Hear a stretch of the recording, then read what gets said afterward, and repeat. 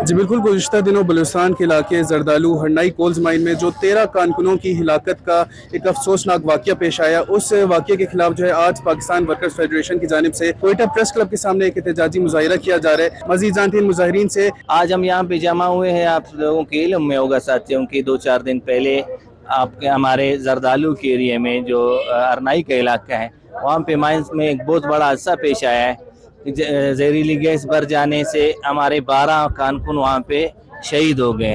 तो हम यहाँ पे जमा होने का मकसद उनके साथ इज़हार यकजहती है। हमारे यहाँ पे जमा होने का मकसद जो हमारी हुकूमत की नाकिस पॉलिसी है। आज का हमारा एहतजाजी मुजाहिरा जो है ये कोल माइंस के वर्कर्स के हवाले से है।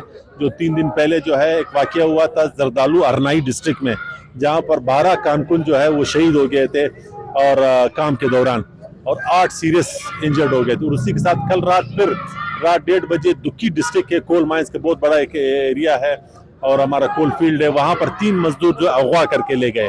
अब उस मजदूर जो है ये एक खौफ है, जो अंदर जाते हैं हादसात होते हैं, उनकी शादी हो जाती है, जब बाहर आ जाते हैं तो फिर पैसों के लिए अगवा बड़ा तावान हो जाता है।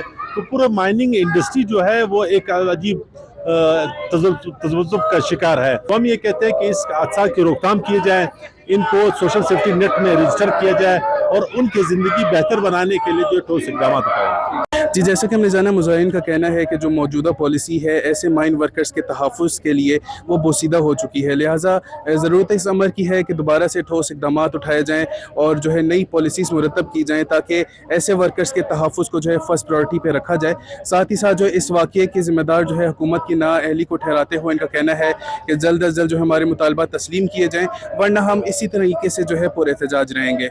रिपोर्टर मोहम्मद बिलाल, कैमरामैन यासिर के साथ वश न्यूज़।